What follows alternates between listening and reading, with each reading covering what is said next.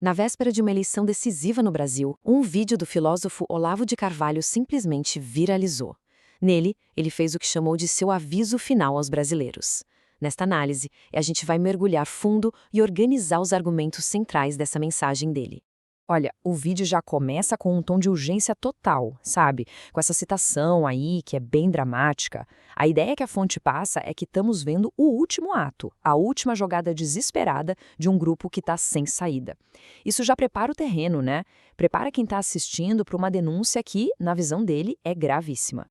Bom, vamos para o primeiro ponto. O argumento começa com o que teria sido o estopim para esse aviso todo. Foi um evento bem específico que, segundo a fonte, escancarou uma manipulação que já estava rolando. Então, a alegação principal é basicamente esta aqui. De um lado, o agressor num crime de motivação política ganhando espaço na mídia para prejudicar um candidato. Do outro lado, a polícia, que investigava o caso, simplesmente proibida de divulgar qualquer dado. E qual seria o motivo para a polícia ficar quieta? Segundo a fonte, era para não ajudar esse mesmo candidato, que, aliás, era vítima do ataque. Para a fonte, isso é uma contradição gritante, um crime eleitoral descarado. E aí vem a pergunta, né?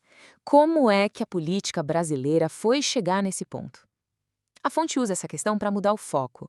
O argumento é que isso não foi um caso isolado, sabe? Seria o ponto máximo de uma história muito mais longa. E para a gente entender como se chegou até aí, a fonte vai desenhar uma linha do tempo bem específica. Certo, vamos para a segunda parte. Aqui a coisa fica mais ampla.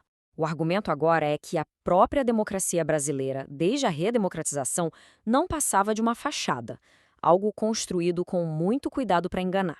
Então, a fonte começa a traçar uma narrativa histórica. A alegação é que a transição para a democracia foi um processo em que, olha só, praticamente todos os políticos que voltaram para a cena eram de esquerda. Isso teria levado à criação de um sistema com 3 partidos principais, PT, PSDB e PMDB, que, na visão da fonte, estaria 100% a serviço dos comunistas, projetado para que o poder ficasse só trocando de mãos entre eles. Aí é que está o ponto central, o contraste. De um lado, a gente tinha a imagem oficial, né? A de uma democracia que funcionava, respeitada lá fora, com eleições e tudo mais. Mas, do outro lado, na visão da fonte, a realidade era bem diferente. Um poder super concentrado que mantinha a população oprimida, sob censura, e tudo isso com o apoio de grupos financeiros internacionais e de uma rede comunista global. Para visualizar essa ideia de exclusão política, dá uma olhada nisso aqui. A fonte aponta para pesquisas da época que diziam que a maior parte da população era conservadora. Só que o argumento é o seguinte: mesmo sendo maioria, essa população não tinha um único partido, nenhum jornal, nenhuma universidade que representasse suas ideias. Ou seja, ficava completamente de fora do debate democrático. Ok, agora a análise vai mais fundo. Aponta para uma entidade bem específica que, segundo a fonte, seria o coração, o núcleo de toda essa estrutura de poder que agia nas sombras. E a definição que a fonte dá é essa aí, na lata. O Foro de São Paulo não é apresentado como um lugar de debate político, não. É descrito como uma aliança mesmo entre partidos que são considerados legais e organizações, bom, criminosas. A fonte vai além e lista quem seriam esses parceiros. Fala das Farc, que seriam as grandes fornecedoras de cocaína aqui para o Brasil, cita o MIR do Chile, que teria um monopólio dos sequestros na América Latina. A alegação é pesada. Partidos como o PT estariam numa intimidade obscena com esses grupos. E aqui a fonte começa a montar outro contraste, dessa vez sobre o tipo de crime. A acusação que todo mundo vê, a que sai nos jornais, é sempre a de corrupção, né? Desvio de dinheiro de obra, compra de apartamento. Mas aí vem a virada. O argumento é que a corrupção é só uma cortina de fumaça, uma distração. Os crimes reais, de acordo com a fonte, seriam infinitamente maiores e mais graves: terrorismo, narcotráfico, assassinato em massa. Nesse cenário, condenar um político por causa de um apartamento é descrito como algo ridículo, uma forma de esconder crimes de uma escala muito, muito maior.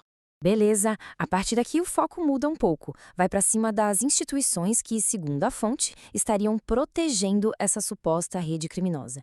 E o alvo principal? A grande imprensa. E esse número aqui é a peça-chave desse argumento. 16 anos.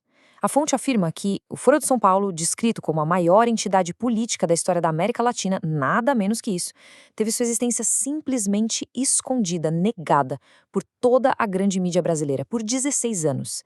E para mostrar o que acontecia com quem tentava ir contra essa suposta narrativa, a fonte conta o caso de um jornalista da Veja. Ele publicou uma matéria sobre extremistas no Brasil, usando documentos oficiais e tudo. E o que aconteceu? Ele relata que virou piada, que foi ridicularizado pelos próprios colegas de redação. Seria uma prova de como o sistema supostamente se protegia por dentro. E olha, as acusações não são genéricas, não. A fonte dá nome aos bois, cita diretamente os maiores jornais e revistas do país, afirmando que a classe jornalística seria 100% cúmplice e que esses veículos eram parte do esquema para manter o poder estabelecido. E chegamos na parte final. É aqui que todos os pontos anteriores se conectam para levar a uma conclusão bem drástica. A eleição que estava para acontecer não era uma simples escolha política, mas sim uma batalha final pela sobrevivência da nação. O argumento final segue uma sequência lógica. Primeiro, esquece a política, a eleição é uma luta contra o banditismo organizado. Segundo, a vitória de um candidato específico seria a única chance de que essa rede criminosa fosse investigada e punida. E por fim, a derrota desse candidato significaria a consolidação do poder desse grupo de vez. E é assim que o aviso termina, com um ultimato preto no branco. A escolha que é colocada na mesa não é entre dois candidatos ou dois projetos. É entre a chance de investigar o que é descrito como uma empresa criminosa ou, simplesmente, dar adeus ao Brasil. E a análise da fonte fecha com essa pergunta provocadora. Ela resume perfeitamente a mensagem central de Olavo de Carvalho, a de que os eventos daquela eleição iam muito além da política do dia a dia. Representavam um ponto de virada, uma questão existencial para o Brasil. A escolha, segundo ele, definiria o próprio futuro da nação.